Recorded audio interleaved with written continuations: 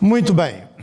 Foi anunciado que o título da pregação hoje seria Péssimo Natal, o de Herodes. E o seu? Vamos a Mateus capítulo 2. Vocês vão ter um pouquinho de paciência com algumas tosses que certamente irão ouvir. Ainda não me recuperei totalmente da virose que me impediu de chegar aqui no último domingo, como vocês sabem. Mateus 2,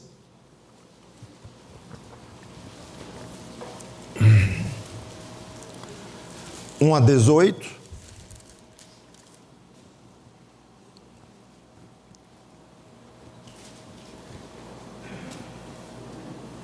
Eu vou ler aos poucos e comentando com vocês. Claro que a mensagem é sobre o nascimento de Cristo. Claro que a pessoa principal é Ele, o que nós vamos falar, é o centro. Só que a história dele, do nascimento dele é tão linda e tão diversificada que há vários ângulos para se abordar. E o pregador tem até que ter o cuidado de não falar tanto e abordar tantos pontos ao mesmo tempo que acaba se perdendo e confundindo ele e a cabeça dos ouvintes. Então, meu estilo, pelo menos, não só numa pregação desse tipo, mas qualquer uma, é concentrar de uma maneira tal que nós podemos depois se lembrar alguns pontos do que foi dito de uma maneira bem clara e que nos ajuda a lembrar. Então, sendo assim, hoje o assunto é Herodes. Só Herodes, claro, depois de Cristo, da pessoa dele que é o principal, como já falei. Mas vamos falar em outros personagens, mas sem dar muita atenção a eles, vamos concentrar em Herodes e, claro, não pelo simples fato de falarmos de Herodes e nos lembrarmos dele, que não temos nem muito que nos lembrar de Herodes de uma maneira agradável, poderíamos até tentar esquecer esse personagem perverso, como vocês verão aqui. Mas muitas lições pessoas perversas trazem. E não só as pessoas más, mas pessoas também que agem de uma maneira correta diante de Deus. Então, versículos de 1 a 3 de Mateus 2.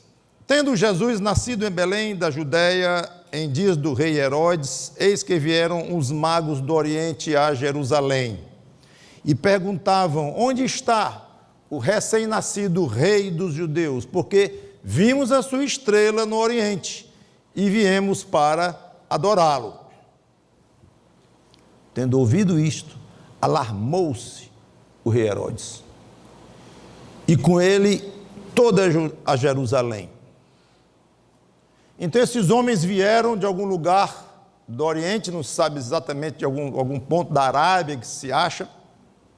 Aqui não fala que é 3, por exemplo, são os famosos 3 reis magos, que alguém um dia me perguntou, e pastor Mauro, aquele negócio mesmo dos 3 reis magros, eu digo, nem eram 3, nem eram reis, nem eram magros, de acordo com as escrituras, porque o número não é 3, que eles eram reis também não está escrito, e que era o magro ou gordo também não está escrito. Então não são 3 reis magros.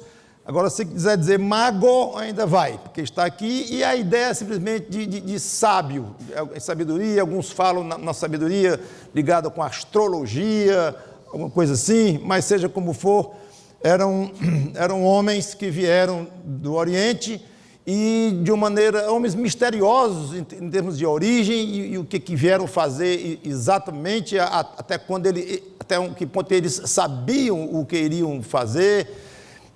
Os detalhes não sabemos quem revelou para ele, mas algumas coisas são claras que eles disseram aqui. Nasceu um rei dos judeus aqui. Esse rei era alguém muito especial, porque tinha uma estrela vem nos indicando desde o lugar que nós moramos, não sabemos exatamente aonde, mas está indicando o nascimento, está indicando o rumo, onde é que ele estava, onde é que poderíamos encontrá-lo. E terceiro é que esse rei, esta criança, é digna de adoração, porque nós viemos adorar esta criança. não se adora rei.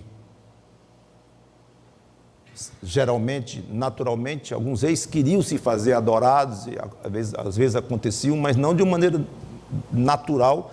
Se obedece ao rei, o rei é a lei, o rei é que manda, mas um rei para ser adorado, ainda mais por pessoas desse quilate aqui, já era algo de chamar a atenção.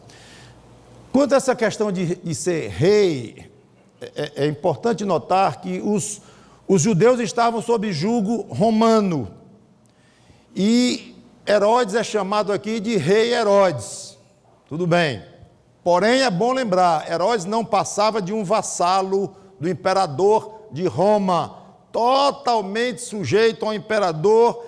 Ele não nasceu sendo rei. Herodes foi feito rei pelo imperador e deixaria de ser no momento em que o imperador quisesse ou mudasse de imperador. Então era uma posição altamente provisória. Mas o menino a que os magos falaram lá, essa criança lá, que havia nascido, era rei por direito. Tanto que ainda estava no lugar do nascimento, no seu próprio nascimento, nos dias do seu nascimento, e já era rei, mostrando então que era um rei por absoluto direito. Muito bem, o rei alarmou-se com essa história e a população inteira, como nós já vimos aqui. Só que o rei se alarmou de uma maneira diferente da do povo. Para o povo, eles estavam esperando um libertador, o Messias, que é uma transliteração do termo hebraico Messias, que é ungido, e de Christos, no grego, mesmo significado, ungido ou escolhido. Eles aguardavam alguém, esse Messias, esse Cristo, que viria libertar Israel do jugo estrangeiro a que eles estavam submetidos, e muito mais do que apenas um jugo externo, um jugo político, militar, mas algo muito além disto. Esse Messias, de alguma maneira, seria alguém muito próximo a Deus, e iria levá-los até Deus, além de libertá-los aqui. Um personagem muito misterioso, muito grande, maior do que eles poderiam imaginar. E havia uma expectativa crescente quanto à vinda deste Messias, também chamado de o profeta, seria o grande profeta que viria, era essa personagem que eles estavam esperando. Então, é muito provável que esse alarme a que se refere que o povo teve aqui, talvez tenha sido um misto de euforia, de ansiedade, de expectativa. Eita, chegou! Será que chegou mesmo? Será que é genuíno? Puxa, será que eu estou vivendo para ver a chegada deste grande Messias que viria? Então, é de alvoroçar mesmo. E os judeus ficaram lá extremamente excitados com a história. Mas com Herodes não teve nada disso. Ali era pavor puro, raiva, medo, despeito, por um motivo óbvio: competição para o seu reinado. O menino seria uma ameaça tremenda para ele. Será que chegou mesmo esse Messias? E eu? Interessante. O Salvador nascendo, vindo ao mundo para fazer exclusivamente o bem, além de sofrer muito como ele veio sofrer, além de morrer como ele veio para morrer de fato. Só benefícios adviriam da chegada daquele menino, e um homem aqui, e muito poderoso, com medo, vendo uma ameaça naquela criança. É um contrassenso. Podemos até dizer, que pena. Mas Herodes não é um homem tão estranho quanto pode parecer, quando se compara com a raça humana de uma maneira geral, não. Muita gente, não precisa ser Herodes, não. Muita gente vê em Deus uma ameaça. Muitos crentes que hoje dão testemunho de conversão a Cristo já passaram por maus bocados. Quando pensaram no Evangelho, ouviram o Evangelho, melhor dizendo, e pensaram na possibilidade de aprofundar no conhecimento quem é esse Jesus mesmo, que eu sempre ouço falar, mas nunca estudei direito, nasci numa religião cristã e fui batizado quando criança, ou batizado quando criancinha, com alguns dias de nascido em nome de Jesus Cristo, mas quem é esse Jesus mesmo? Eu prefiro não conhecer bem, porque eu tenho a minha liberdade e Jesus pode querer tirar a minha liberdade de fazer a minha vida do jeito que eu quero. E eu gosto de gozar a vida, curtir os prazeres da vida do meu modo, mas parece que vida de crente é meio triste. Pelo menos eu noto, as pessoas comentam e eu não quero perder a minha alegria. Eu sou uma pessoa muito alegre, nova. Eu não quero perder a posição social que eu conquistei. Já adquiri um cargo importante, talvez por maneiras não muito corretas, mas adquiri. E eu sei o duro que eu dei, eu não vou querer abrir mão disto. Eu sei que talvez não seja muito conveniente para alguém que vai se declarar um crente em Jesus Cristo fazer o que eu faço. As pessoas sabem o que eu faço, sabem o meu ramo de negócio, sabem o que eu tenho feito para chegar aqui e não dá não. E não vou ter que abrir mão de parte do meu dinheiro ainda, tal do dízimo e ofertas, não, meu dinheiro foi muito difícil ganhar. E as amizades antigas, não, eu tenho amizades fantásticas desde que eu sou criança, e vou ter que esfriar com minhas boas amizades. E muitos ficam vendo em Deus esse tipo de ameaça ao seu status quo, à sua situação de vida. E eu citei apenas algumas circunstâncias, mas é uma distorção isto, tremenda e altamente lamentável, porque Deus nunca foi ameaça para ninguém, é exatamente o contrário. Deus ampara, Deus ajuda, Deus salva. E sendo um Deus de amor, de bondade, de misericórdia, como é que Deus faria mal a alguém? Deus não faz mal a alguém, nem querendo. Mas deixa eu dizer de outra forma, é contra a natureza de Deus fazer o mal. Mal aqui no sentido abrangente de mal, incluindo injustiça, incluindo o que não é razoável, o que não é digno, o que não é decente. Deus não trata assim a ninguém. O problema é que os padrões dos homens estão invertidos com relação aos de Deus. O que é bom para Deus, os homens acham ruim para si, e vice-versa. Então, essa liberdade que a pessoa vai perder, se por acaso vier a aceitar Cristo, é para o bem dele, não ficar livre para fazer o que bem entender, porque o homem é pecador inveterado. Então a liberdade de fazer o que bem entende é má para o homem. Então não é que eu vou chegar aqui e dizer assim, não, meu amigo, minha amiga, se você aceitar Jesus Cristo, você continua com toda a liberdade de fazer o que você bem entende, pode fazer o que você quiser, que importa é seu coração. Então não é bem isso não. Você vai perder sim grande parte da sua liberdade, mas que tipo de liberdade? Este é o ponto que muitas pessoas não entendem. Excesso de liberdade nunca foi bom, especialmente para criaturas como nós, que precisamos de alguém sobre nós, o nosso Deus Criador, e mais especialmente ainda depois que a nossa raça humana caiu, pecou, e nós somos pecadores inveterados, e a liberdade gera pecados e mais pecados. Então, que liberdade benéfica é essa? Não é benéfica. A liberdade do homem é uma ilusão. Ser livre de Deus significa ser escravo do diabo. Não esqueça isto.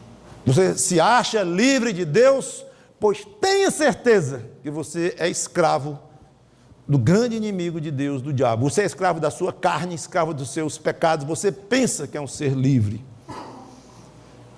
E os prazeres que o homem quer usufruir são prazeres que fazem mal à alma dele. Se a posição social vai trazer orgulho, vaidade, roubar tempo, quase todo o tempo disponível, ou o trabalho dele, ou seja o que for dele, é bom que o homem perca alguma coisa disto. E se ele vai ficar com o coração mais generoso e vai doar mais mesmo, não apenas para a igreja, em termos do dízimo, que é bíblico, mas se ele vai ser mais generoso para as pessoas em geral, é porque o coração dele vai querer isto e é bom para ele. E a Bíblia diz que é mais bem-aventurado dar do que receber. Leia qualquer entrevista de um homem ou mulher, qualquer um, rico, que juntou. Veja, são pessoas travadas de coração, pessoas agarradas, pessoas tensas, pessoas altamente egocêntricas. Mesmo quando dão e quando fazem doações filantrópicas e tudo, mas não perdem de vista o centro próprio da vida, que é a si mesmo. Já estão na posse de valores altíssimos, de somas altíssimas de dinheiro, que o que dão não interfere mais nas coisas de ter aqui nesta terra. Eu não estou querendo tirar o valor de quem doa, mesmo alguém que não é cristão ou não é crente em Jesus Cristo, e que ajuda os outros, amém, que faço isso, é bom que faça mesmo, aliviar a dor dos outros e tudo, mas dinheiro é algo extremamente perigoso. O amor ao dinheiro é a raiz de todos os males. Então, se a sua conversão vai lhe fazer ficar menos agarrado ao dinheiro, pouco ou muito que você tem, não importa, mas menos agarrado, pode ter certeza, meu amigo, minha amiga, que será uma grande contribuição que a conversão vai lhe dar. Se as amizades são más, em termos de influência, más companhias, bom que essas amizades sejam perdidas mesmo, e, para não dizer, trocadas por outras melhores. Em suma, Deus só é ameaça para quem quer andar em caminhos diferentes dos dele. Quem quer ser desobediente e continuar nos seus próprios delitos e pecados, que é como a Bíblia diz que nós estávamos antes da conversão.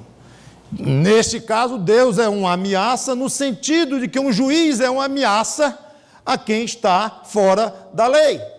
Claro, nesse sentido, sim. Mas para quem deseja fazer o bem, Deus é a tábua de salvação. A tábua de salvação. É a própria salvação em Cristo. Exatamente para oferecer essa salvação, aquele menino veio ao mundo apavorando Herodes.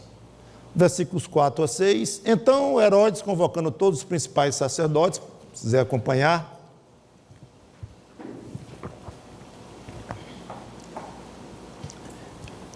sacerdotes e escribas do povo, indagava deles onde o Cristo deveria nascer. Em Belém da Judéia, responderam eles, porque assim está escrito por intermédio do profeta.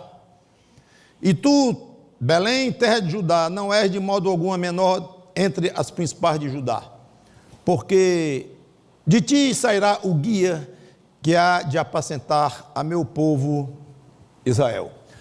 Herodes mandou chamar os sábios, os grandes, religiosos lá do reino dele e pediu instruções completas, detalhadas sobre o nascimento do Messias. Que diz? Aí a palavra de Deus, as Escrituras, as profecias, e indicaram a profecia de Oséias, de 8 séculos antes deles, do tempo, na época, e disseram, vai ser em Belém.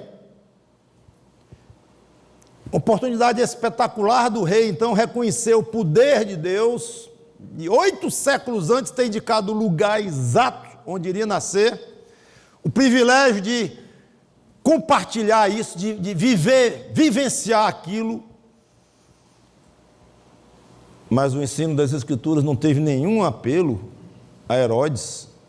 Os seus interesses e seus propósitos eram outros, completamente diferentes. A profecia de Isaías na frente dele ali, se cumprindo, não teve interesse. Quantos ouvem o Evangelho de pessoas que estão devidamente habilitadas, qualificadas para falar das Escrituras de maneira correta, de maneira séria, de maneira responsável, ouvem as Escrituras, ouvem em conversas, em pregações, de diversas formas, mas a pregação não tem efeito, porque essas pessoas não estão abertas para aquela palavra espetacular na frente dela. Às vezes tem a própria Bíblia, muitas vezes tem a própria Bíblia em casa. E o acesso que se tem hoje a todo tipo de Bíblia, todo tipo de versão, todo tipo de cor, todo tipo de tradução, e gratuita, há uma abundância, pela misericórdia de Deus mesmo, mas parece que quanto mais é abundante, menos se valoriza.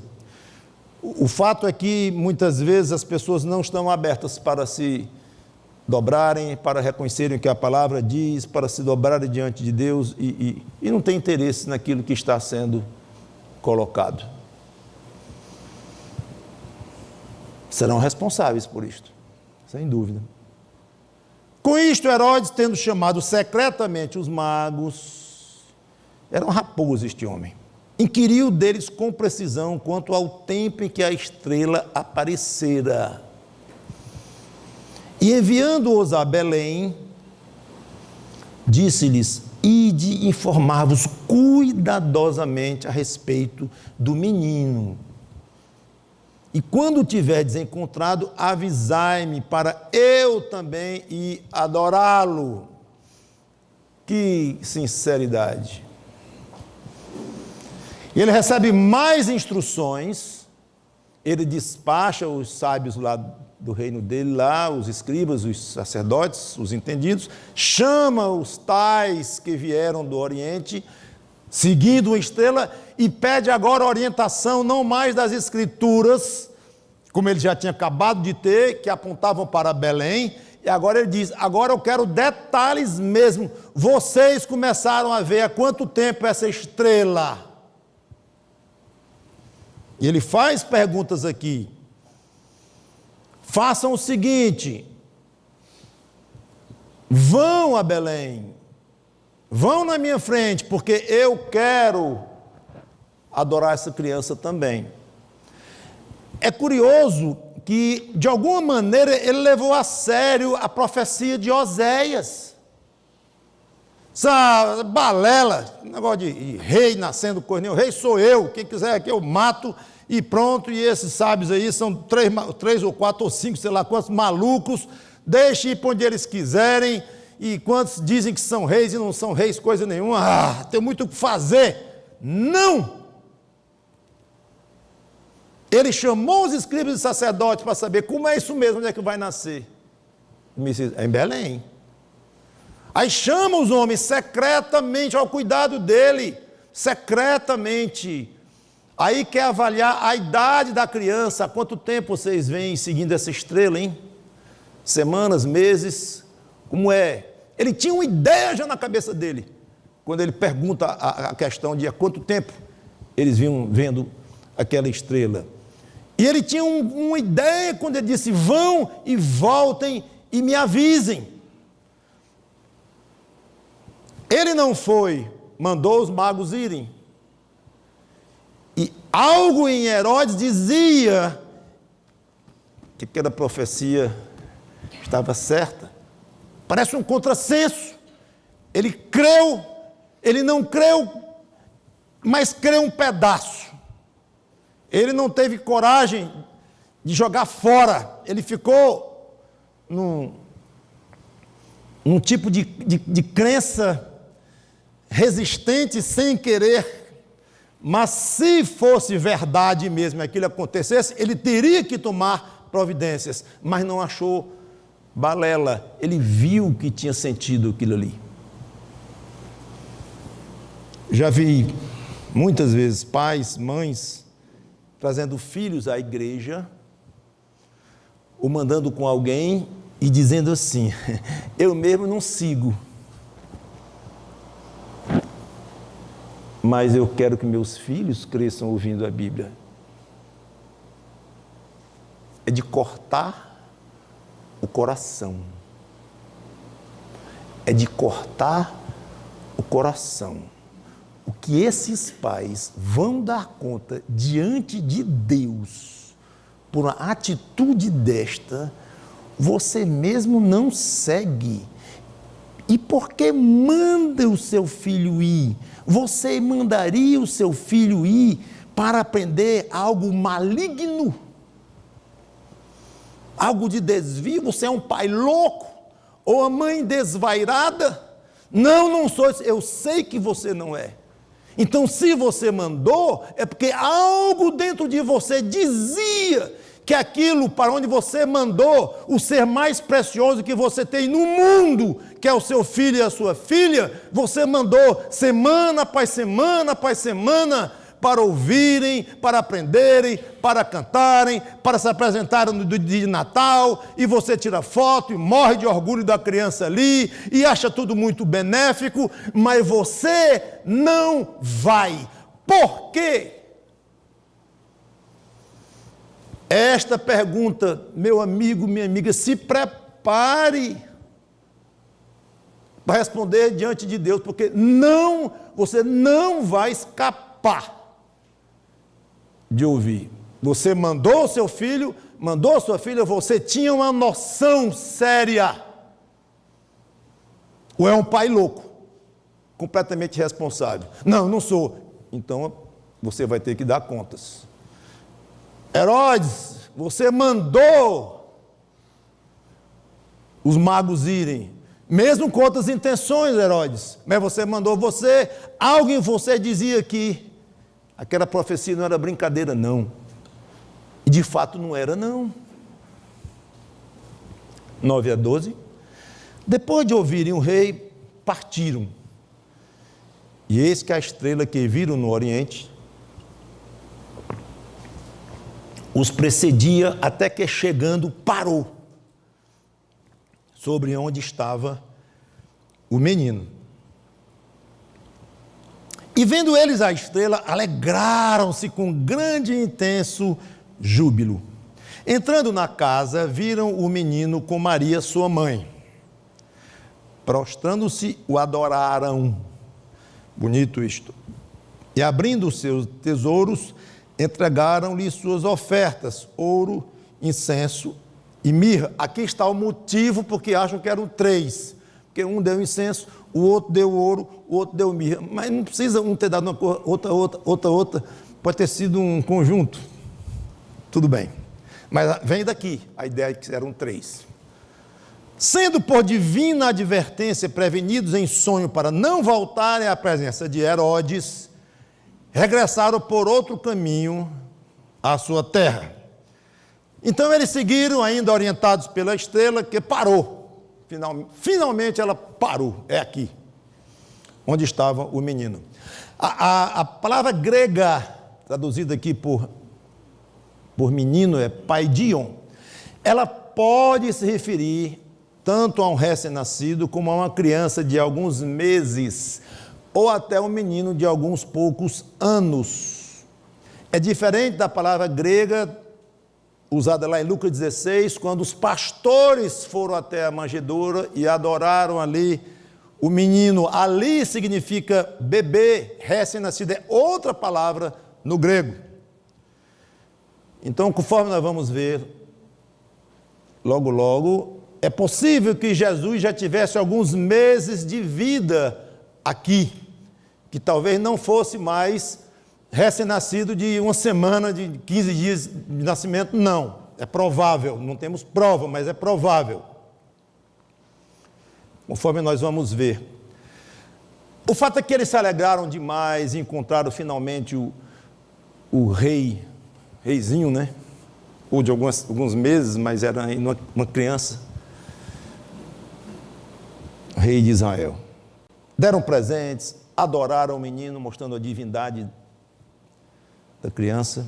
E pouco antes de voltar, tiveram um sonho em que o próprio Deus os proibiu de voltar à presença de Herodes. Agora complicou.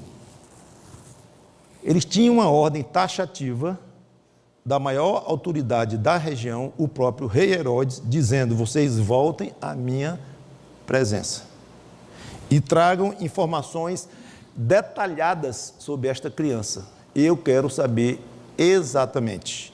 E eles estavam na jurisdição de Herodes. Aí depois recebem uma ordem exatamente o contrário. Não vão a Herodes. Voltem para a terra de vocês e sigam por outro caminho. Não quero que vocês voltem para Herodes. E eles fizeram o que é certo, obedeceram a Deus, colocando em prática um ensino cujo versículo clássico não precisa ir lá não, mas está lá em Atos 5:29, antes importa obedecer a Deus do que a homens. Quando você recebe uma ordem, seja de seus pais, seus chefes, autoridade, patrão, seja quem for, autoridade religiosa, inclusive, de qualquer natureza, e essa ordem mostra-se contrária a um mandamento de Deus na Bíblia, qual é que você obedece? Essa é uma questão, muitas vezes, que surge na vida do crente, e não será fácil seguir pelo que Deus mandou, pode exigir um alto custo. Pessoas morreram por causa deste princípio, perderam tudo o que tinham, perderam bens, posses, casas, parentes queridos eram mortos na frente uns dos outros, outros eram queimados, jogados no rio, e toda sorte de torturas por causa deste simples princípio. E às vezes um carrasco, a ideia de carrasco é de alguém muito malvado, mas não é obrigatório isto. O carrasco era um empregado público, cuja missão dele era executar quem as autoridades mandavam. É só isso, era um emprego, aliás, miserável. Mas não é da cabeça dele, ele não era o assassino que estava matando aquelas pessoas. Não, ele era o executor. Como alguém aperta o botão da cadeira elétrica hoje, em países que tem isso aí. Mas consta que muitas vezes um carrasco estava morrendo de pena do Marte, daquele que ia morrer, já muitas vezes torturado de todo jeito, e dizia: por favor, diga só isto, diga para eu poder lhe liberar, diga só isto, só que você não aceita Jesus de Nazaré, ou que fosse na época a expressão chave, ou que você prefere o rei a Deus, o seu Deus é o rei, alguma coisa que era necessário dizer, e basta dizer isso. Eu estou vendo sua mulher ali se acabando de lágrimas, seus filhos e tudo, diga só isto aí. Não posso. Então era este princípio: obedecer a Deus antes de obedecer aos homens. Curioso é que a história não nos toca muito dos homens lá. Agora só quero dizer que são 3 e tem que negar toda vez. Deixa eu dizer 3 mesmo e acabou. Se não for 3 lá, eles vão me desculpar. Mas é imaginar, não é difícil imaginar aqueles homens, rapaz, e agora? E agora? E quando eles resolveram seguir o sonho divino, ou a revelação divina, era uma ordem de Deus, e que foram, isso não significa que eles não morriam de medo cada vez que cruzavam um lugar de sentinela, de examinar documentos, um posto qualquer. Deve ter sido muito tensa a volta deles, até que deixaram a região de Herodes e pronto, perderam o perigo de vida, mas deve ter sido difícil. E foram muito fiéis. E pense nisto. Ordem de Deus de um lado, ordem de homens de outro, por mais poderosos que sejam, não pense duas vezes.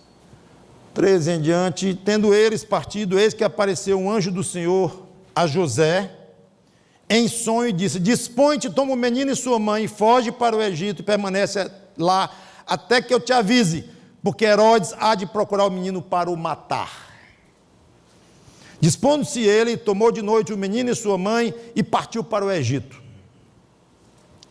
E lá ficou até a morte de Herodes, para que se cumprisse o que fora dito pelo Senhor, por intermédio do profeta: do Egito chamei o meu filho. Não vou comentar muito sobre esse episódio fantástico aqui, mas seja como for, fica claro que Herodes já havia tramado um plano diabólico, matar o menino. Mas Deus, que perscruta os corações, nunca é pego de surpresa. E ele avisa a José em sonho: fuja imediatamente para o Egito. Talvez ainda na mesma noite. José toma Maria e o menino e parte então para uma viagem longa e desconfortável lá para o Egito. Outro país, inclusive. Vendo-se iludido pelos magos, versículo 16, enfureceu-se Herodes. Herodes, sem estar furioso, era perigoso. Enfureceu-se Herodes grandemente e mandou matar todos os meninos de Belém e de todos os seus arredores, de 2 anos para baixo, conforme o tempo do qual com precisão se informara dos magos. Então se cumpriu o que fora dito por intermédio do profeta Jeremias: ouviu-se um clamor em Ramá, pranto, choro e grande lamentação. Era Raquel chorando por seus filhos e inconsolável, porque não mais existem. Herodes fica louco de ódio quando descobre que foi enganado pelos magos. E o seu plano, que no início era matar uma criança, agora adquire proporções de carnificina. E manda matar todas as crianças de 2 anos para baixo, não apenas de Belém, mas da redondeza. É provável que eles tenham ouvido do mago, como comentei há pouco, que passaram tantos meses viajando e, de acordo com os cálculos dele, ele deve ter calculado uma idade tal que a criança deveria ter. Deve ter colocado uma margem para cima para não ter perigo de perder a oportunidade de matar aquela criança. Então é provável que ele tenha colocado 2 anos com a margem de não ter perigo, para o seu plano não ser posto em prática. Então estabeleceu 2 anos. Daí achamos que muito provavelmente o menino já tinha alguns meses de idade, como o próprio nome permite, como já comentei. E ele cumpria, sem querer, uma profecia de Jeremias sobre a morte de crianças judias, que eu não vou entrar nos detalhes aqui. Não sabemos quantas crianças morreram. Agora, Belém era uma vila muito pequena. E talvez algumas dezenas de crianças tivesse lá. Alguns falam 10 crianças, 12 crianças. E as vilas vizinhas também menores ainda. Alguns comentam no máximo algumas dezenas de crianças. Então eu estou dizendo isso apenas para não imaginar o que não é exatamente, não seria a figura correta, né? Centenas ou milhares de crianças morrendo, como se dissesse: vamos matar todas as crianças com menos de 2 anos em Fortaleza, ou numa cidade grande, seriam centenas e milhares de crianças. Não foi o caso. Não diminui, obviamente, a dor de cada mãe e nem o tamanho da monstruosidade do que fez Herodes aqui. Mas se quiser pensar de uma maneira historicamente correta e razoável, pense em algumas dezenas de crianças que morreram por causa da ordem de Herodes. E eu quero terminar com 3 observações. Primeira, Satanás, destruindo Jesus através de Herodes, estava ansioso para eliminar a possibilidade de salvação entre os homens. Um estudo interessante da Bíblia. Fica aí até uma sugestão para professores de escola dominical. Às vezes em que Satanás tentou eliminar a chegada do Messias até nós, ao longo da história, é muito curioso ver isso acontecendo, na história bíblica, em que houve ameaça real, mesmo da ascendência do Messias, da linhagem dele ser cortada e desaparecer. Bem que o diabo tentou, e aqui já o próprio Jesus nascido, e ele não desiste, eu mato esta criança. Eu não consegui até agora eliminar a chegada dela à terra, chegou, mas eu a mato, e vou fazer isso através de Herodes facilmente. Não conseguiu, porque os magos o enganaram. Então não é mais uma criança, mata todas as crianças. Não conseguiu. Uma pergunta teórica e impossível de acontecer, porque seria completamente contrária à vontade de Deus. Mas, se Jesus tivesse morrido criança, como teria feito o sacrifício voluntário que ele fez pelos nossos pecados? É uma pergunta impossível de ser respondida, como já comentei, porque é teórica. E se Jesus não tivesse sobrevivido àquela tentativa e tal. Deixa eu me dizer uma coisa para você. O diabo continua hoje com o mesmíssimo interesse que tinha na época. Afastar as pessoas de Deus. Afastar as pessoas da salvação. Se a salvação seria pela cruz, tira a cruz, ou tira aquele que iria ser pregado ali. Tira. Não conseguiu. Ele foi à cruz. Aquela criança cresceu e com 30 e poucos anos de idade esteve naquela cruz, morreu, pagou os pecados daqueles que viriam a crer nele pela fé nele. Ressuscitou depois, voltou aos céus. Então a cruz tornou-se um ponto de terrível derrota para o diabo. Foi humilhado ali, exposto, como Paulo diz lá em Colossenses. Exposto.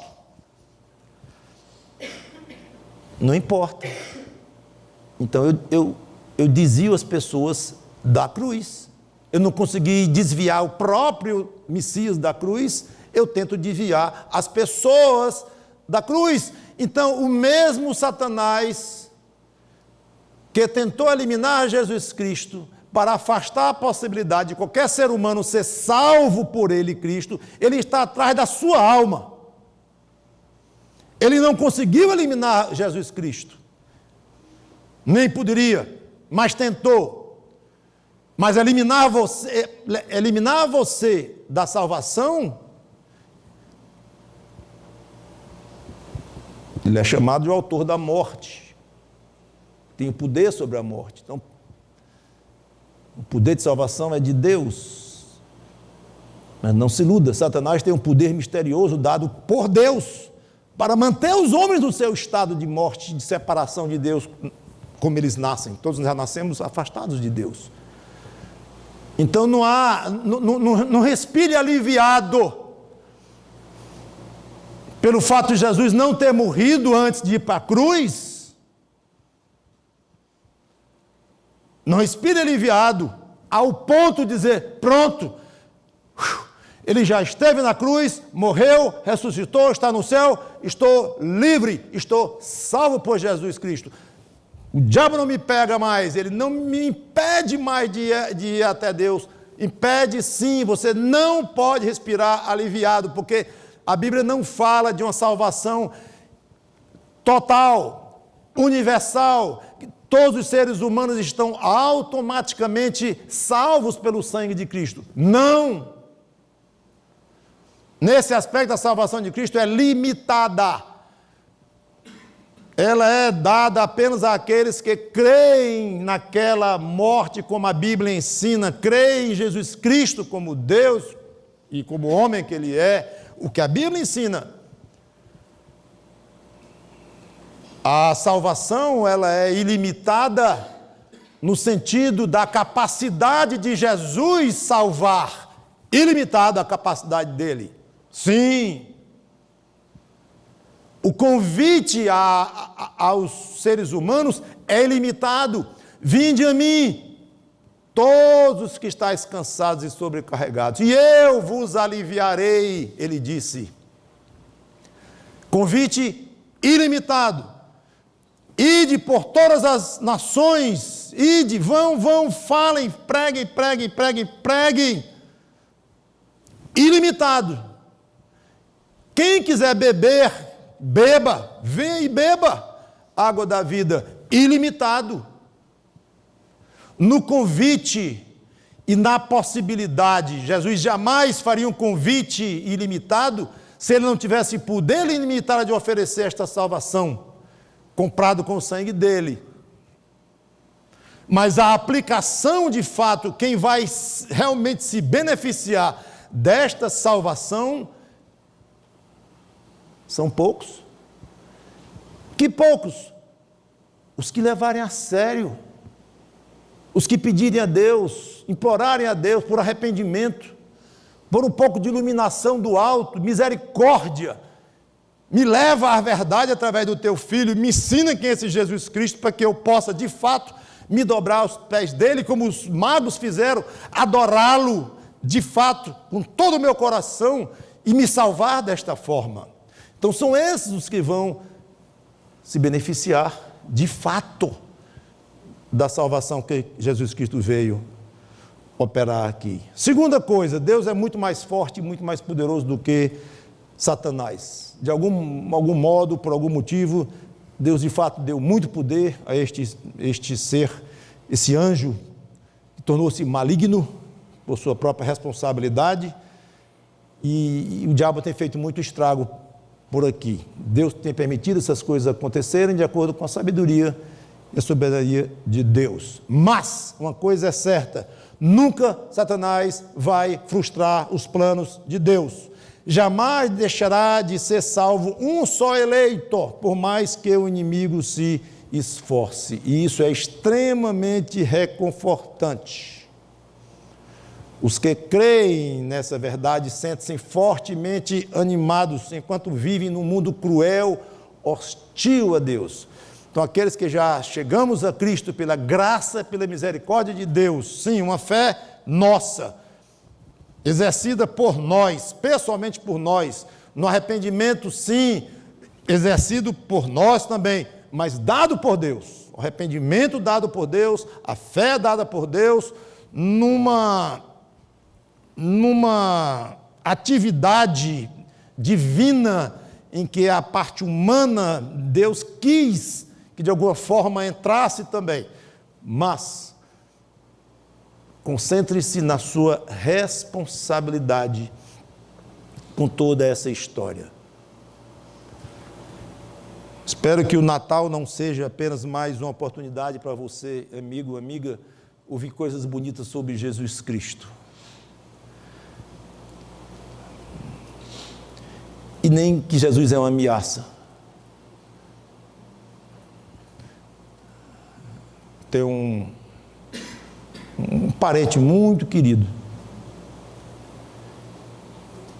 não vou dizer nem se é homem ou se é mulher, mas nós desconfiamos que ele, de vez em quando, essa pessoa tem vontade de conhecer melhor o Evangelho e chega a nós, aos filhos dos meus pais, aos irmãos e tal aí. E ele diz, às vezes para rezar por ele, orar por ele, interceder por ele, o nome que vem na cabeça dele. E às vezes a gente desconfia que ele tem medo de se aproximar de Jesus Cristo. Se sente ameaçado. Como é que alguém, agora pensando em todo e qualquer pecador sem Cristo, num estado miserável, de perdição eterna, na beira, na frente da pessoa, como é que pode ver uma ameaça em quem veio morrer, entregar a própria vida, o próprio Deus se fez homem e se entrega para nos salvar? É uma ameaça? Ameaça a quê, meu amigo? Aí vem toda aquela história, o meu dinheiro, a minha vidinha, as minhas namoradas, as minhas fugas do casamento, os meus amigos, as minhas biritas, isso aqui. É isto que você chama de liberdade? Terceiro e último ponto, não pense que apenas os grandes criminosos como Herodes aqui serão condenados ao inferno.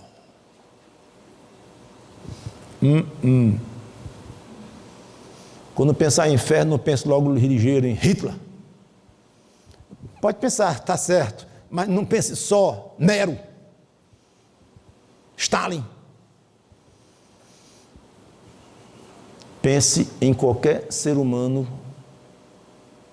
até pessoas muito religiosas, muito boas, do ponto de vista humano, de pessoas mansas, de pessoas humildes, e pessoas até bondosas em termos de caridade ou coisa assim, mas cujo coração não foi transformado por Deus para se arrepender e aceitar Cristo. Continuou sendo um coração fechado a Cristo. Não estou falando de fechado à religião. Religião não salva ninguém. Mas ele diz isso aí porque ele quer dizer que só a religião batista dele salva. Não. A religião batista não salva ninguém. Mas é a Igreja Luz do Mundo que salva. Não. A Igreja Luz do Mundo não salva ninguém. Ninguém está salvo porque é membro desta igreja ou de uma igreja 10 vezes maior do que a nossa. Não. Quem salva é Cristo. Somente Cristo. E isto pela fé. Basta um só pecado para o ser humano ser desqualificado, é claro, para estar diante de um Deus puro, santo, reto. Ainda mais como cada um de nós tem um coração cheio de pecados, produzindo pecado sobre pecado, não tem a menor possibilidade. Graças a Deus por nós, crentes no Senhor Jesus Cristo, e que temos o Natal para nos lembrar de toda essa história que nós já conhecemos bem, mas sempre renova a alma e alegra o espírito se lembrar dessas coisas, e um espírito de gratidão tremendo deve sempre brotar dos nossos corações, todo o tempo, todo dia, não só em Natal, todo dia, pelo que Deus fez por nós em Cristo. E você mude essa esperança que alguém pode ter e deve ter em Cristo, mas mude pela realidade de a salvação em Cristo. Vamos orar.